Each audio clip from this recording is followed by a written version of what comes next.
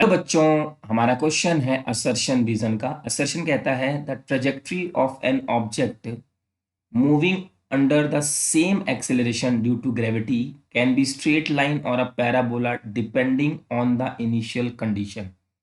Yes बच्चों, ये हमारा ट्रू है। कैसे है देखिए, अगर मान लीजिए कि हमारा ये हॉरिजॉन्टल लाइन है और यहाँ से हमने किसी बॉडी को ऐसे फेंका है यू, तो इसका जो रास्ता होगा ये कुछ ऐसा बनाएगा, इसे कहते हैं पैराबोलिक पाथ। अगर इसी ऑब्जेक्ट को हमने यहाँ से ऐसे मूव करा दिया, फेंक दिया किसी वेलोसिटी यू से, तो इसकी जो ट्रेजेक्ट्री बनेगी वो स्ट्रेट लाइन की बनेगी। मतलब ये है कि trajectory of an object moving under the same acceleration due to gravity, यहाँ भी ग्रेविटी जी है, यहाँ भी ग्रेविटी जी है, तो ये स्ट्रेट लाइन होगा कि पैराबोला होगा, वो डिपेंड करेगा इनिशियल कंडीशन पे। इनिशियल कंडीशन मीन्स ये किसी एंगल पे फेंका गया है या फिर पैरेलल फेंका गया है, तो ये हमारा ट्रू है।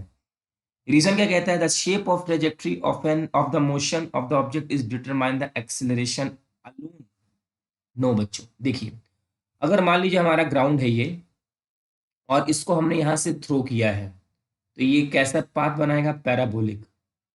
ठीक, तो इसको पैराबोलिक किसने बनाया, ग्रेविटी ने बनाया।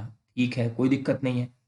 इसी सिचुएशन को ऐसे फेंकिए, अगर हमने किसी ऑब्जेक्ट को ऊपर की तरफ थ्रो करा दिया यू वेलोसिटी से, यहां भी तो ग्रेविटी लग रही है, लेकिन इसका पाथ स्ट्रेट है, इसका पाथ पैराबोलिक है।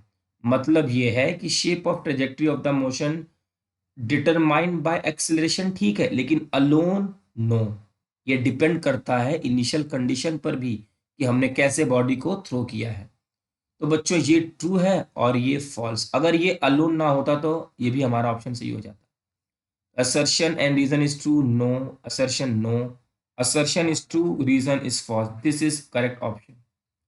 आई होप बच्चों कि आपको ये क्वेश्चन अच्छे से समझ में आ गया। Thank you.